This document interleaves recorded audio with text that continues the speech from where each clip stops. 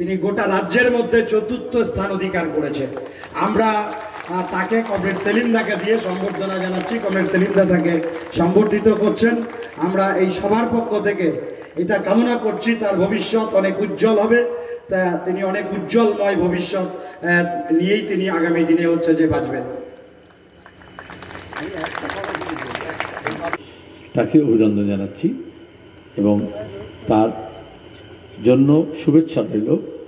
ওকে জিজ্ঞেস করেছিলাম কি হবে, জিজ্ঞেস করে না কেউ বলে যে প্রথম হয়েছে সে বলেছিল আমি ডাক্তার হব, এবং আমরা সেটা চেষ্টা করি যাতে তার স্বপ্ন পূরণ হয়, তার বাপ মায়ের স্বপ্ন পূরণ হয়।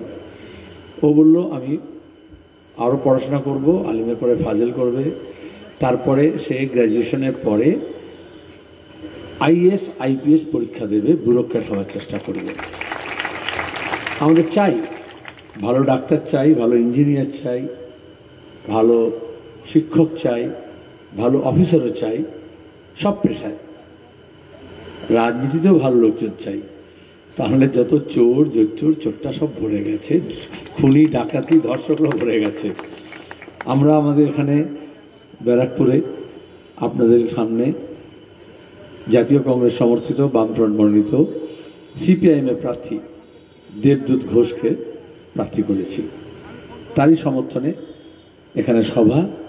ইতিমধ্যে জাতীয় কংগ্রেসের নেতারা, সিপিআইএম, বামফ্রন্টের নেতৃবৃন্দ আপনার সামনে বলেছেন।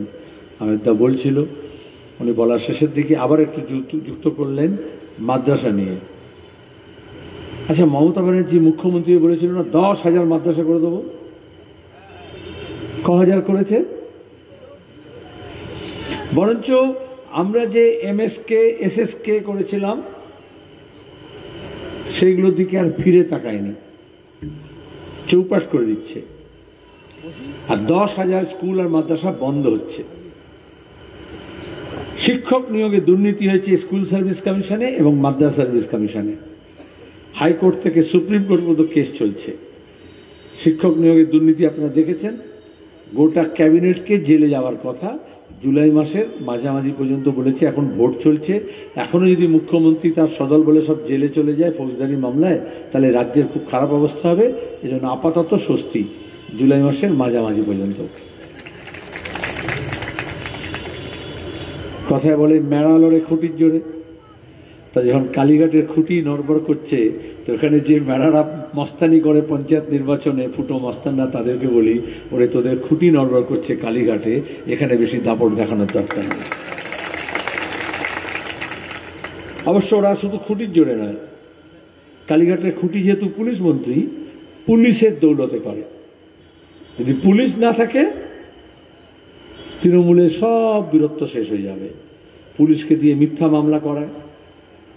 এই যে পঞ্চায়েত গঠনের কথা বলছিল 18, আমের দেখাতে জেলে দিয়েছিল। আর তারপর যখন খুন করেছিল আমাদের কমরেডকে, মুজাফরকে, তারপর যখন আমরা এখানে এলাম ঢুকতে দেয়নি পুলিশকে দিয়ে। শুধু এখানে না, যখন ধুলাগড়ে দাঙ্গা হলো, যখন বসিরহাটে দাঙ্গা হলো, যখন রানীগঞ্জে হলো, যখন তেলেনিপাড়াতে হলো, হাজিনগরে হলো, বলে না ঢুকতে পারবেন না। আরএসএস ঢুকতে পারবে। বাংলায় ডেকে নিয়ে এসছেন মমতা ব্যানার্জি, দাঙ্গাগামা করবে, কিন্তু বামপন্থীরা ঢুকবে না। কেন? সীতারাম ইয়েচুরিকে ঢুকতে দেওয়া হয়নি। যেভাবে যোগী করে সমস্ত অপরাধ হয় উত্তরপ্রদেশে, কিন্তু বিরোধীরা ঢুকতে পারবে না, প্রিয়াঙ্কা গান্ধী ঢুকতে পারবে না, রাহুল গান্ধী ঢুকতে পারবে না, বৃন্দা কারা ঢুকতে পারবে না। কি লুকোতে চায়? এখন সব পরিষ্কার হচ্ছে। দুদিন আগে দেখেছেন এই ভাইপোটা গিয়েছিল, আমি তো ভাইপো বলি না, ডেপো বলি,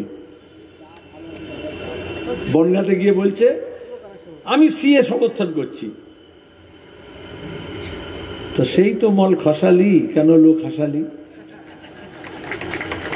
তাহলে এত ক্যা ক্যা ছি ছি করার কি দরকার ছিল? যখন নাগরিকতা আইন পার্লামেন্টে নিয়ে আসে, আমি তখন পার্লামেন্টের মেম্বার ছিলাম রায়গঞ্জ থেকে।